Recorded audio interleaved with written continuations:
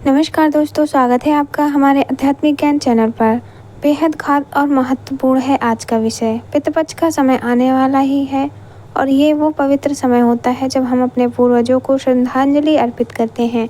ऐसा माना जाता है कि पितृपक्ष के दौरान अगर सही उपाय और पूजा की जाए तो पितृदोष खत्म हो जाता है और घर में सुख समृद्धि आती है। आज हम आपको बताएंगे एक ऐसी खास चीज़ के बारे में जो मात्र 10 रुपए में मिल जाती है, लेकिन इसका प्रभाव करोड़ों का होता है। दोस्तों, पितृपक्ष शुरू होने से पहले अपने घर ले आओ ये 10 रुपए की चीज़। इतना पैसा लाएगी कि संभाल भी नहीं पाएंगे। आपकी सारी तंगी दूर हो जाएगी।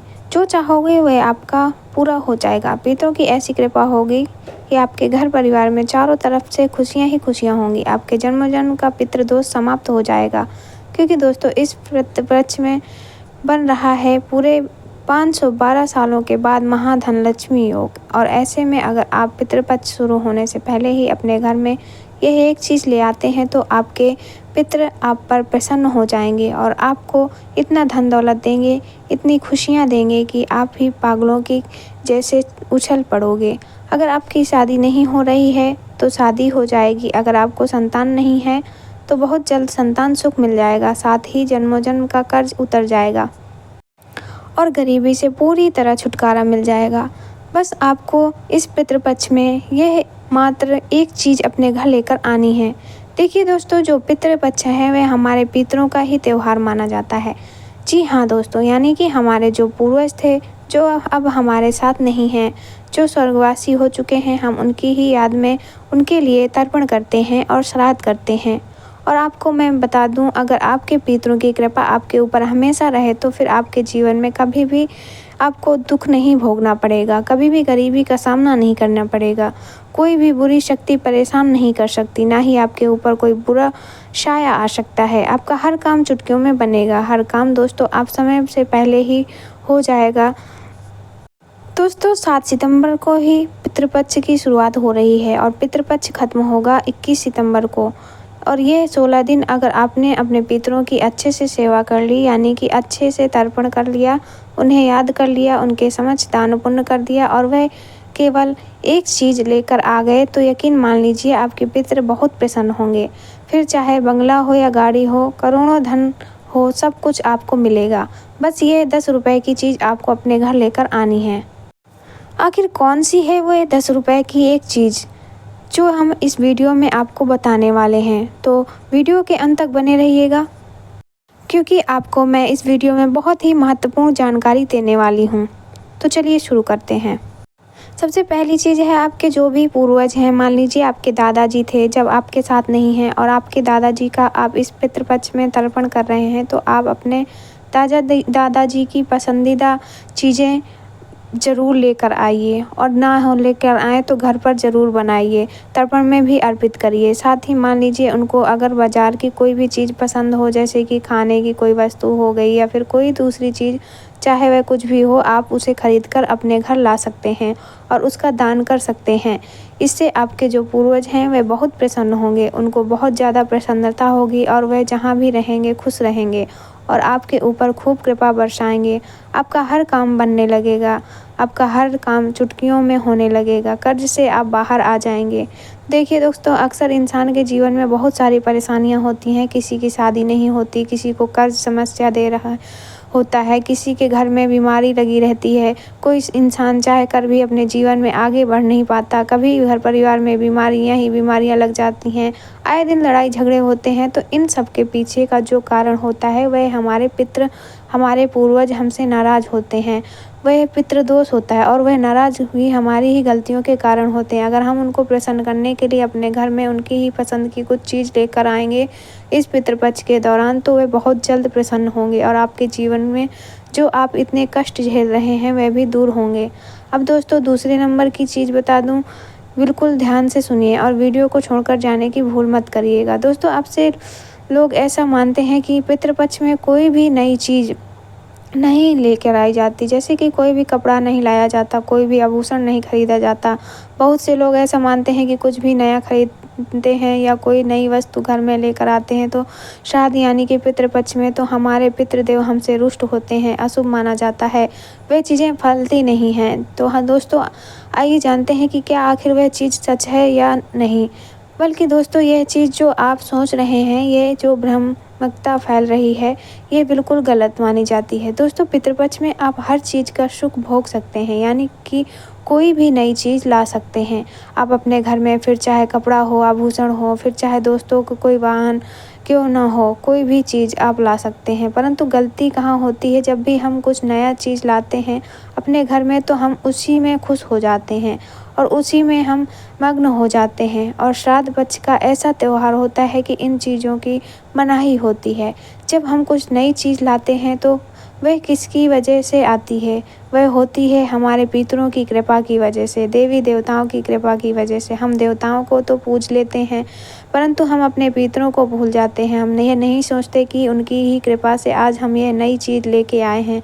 तो जब भी श्राद्ध में कुछ नया लेकर आएँ तो आप अपने पितरों को ध्यान अवश्य करें, उनको दोस्तों शुक्रिया अदा अवश्य करें। इसलिए आप कोई भी चीज़ ला सकते हैं, बस उनका ध्यान ज़रूर करिएगा। अगर आप कोई नया चीज़ लाते हैं तो आपके पितर और प्रसन्न होते हैं। और एक बात और होती है, जब बाहर से कोई चीज़ आती है तो बाहर से ही बुरी आत्माएं, नेगेटिविटी भी आ जाती हैं कभी-कभी साथ में। इसलिए ध्यानपूर्वक ही सामान हमें लेकर आना चाहिए। दोस्तों, ज़रा आप विचार करिए कि साल में 365 दिनों में से यह पितरों का जो 16 दिनों का त्यौहार है, इसमें अगर आप कोई चीज़ नहीं अपने घर लेके आते तो और खुशियाँ मनाते हैं तो आपके पितर भी इतने खुश होंगे कि वे भी प्रसन्न होंगे कि हाँ, इस त्यौहार में उनके इन दिनों में आपके घर में कुछ नया आया है। तो दोस्तों, ये भ्रामकता से दूर रहें और आप कुछ भी नया खरीद सकते हैं, घर ले आ सकते हैं, गाड़ी ले सकते हैं, बंगला ले सकते हैं, ज्वेलरी ले सकते हैं, कपड़े लत्ते भी खरीदारी हो सकती है। चिंतित होने की कोई भी बात नहीं है। अब अगली चीज़ है कि दोस्तों, इस बात का गांठ बांधने हो कि क्या है, हमको तरक्की मिलती है तभी भी हम सब कुछ भूल जाते हैं। कुछ लोग देवी देवताओं को भी भूल जाते हैं, कुछ लोग भूल जाते हैं कि आखिर ये प्रगति उन्हें मिली कहाँ से है। कुछ लोगों में घमंड आ जाता है, परंतु आप नहीं जानते कि आपकी जो यह प्रगति है, आपकी जो तरक्की है, उसमें आपके पितरों का, आपके पूर्वजों का भी बहुत बड़ा हाथ होता है।